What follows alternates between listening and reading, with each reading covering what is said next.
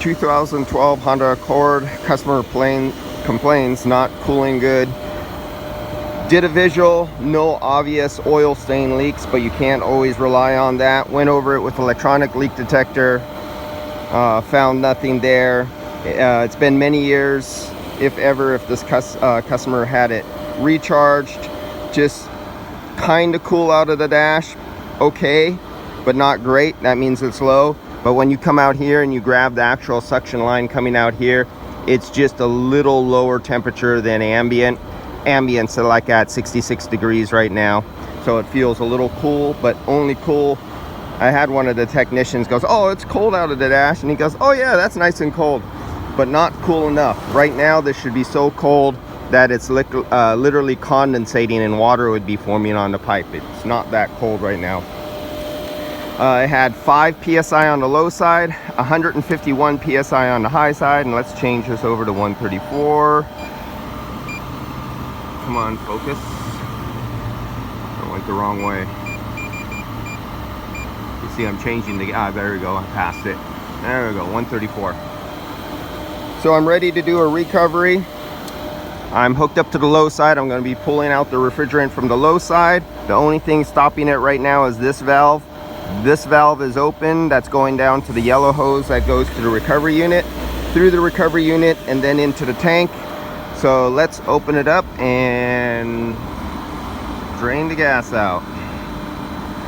And as you can see, the low side will be lowering, but I'm not pulling out refrigerant from the, high side. The high side will be lowering, but I'm not pulling out refrigerant from the high side. I'm only measuring the pressure.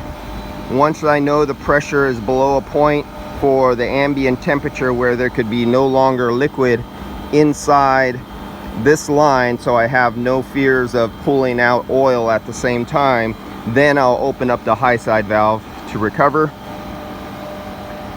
And I'm already at a point where I could turn it over to vapor only. And so now I just put it in the vapor position. And let's turn the car on just to have air flowing over the evaporator. This will speed up the process, but we want the AC off. We don't want the AC on. Make sure it's off,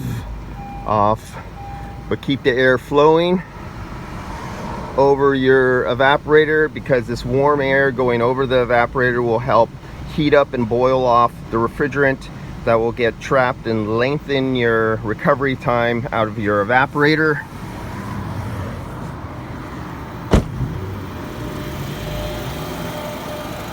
So we're at negative. I know there cannot be no liquid in this line anymore, so I have no fear of pulling out oil. So I could open it up and I could look through the sight glass and see there's no rush over of anything coming out.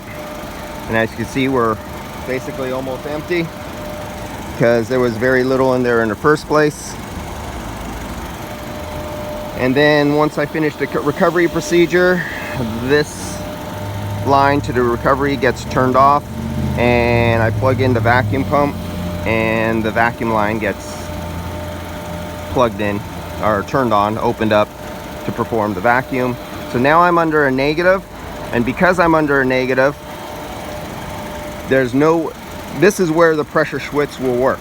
Because it's under the negative, if I turned on the air conditioning, the clutch will not kick in. See, pressure switches don't save your systems. They're just like an old idiot light that waited for you to overheat your car before they came on. All right, that's it on this one right now. I'll see you guys. Just a quick recovery.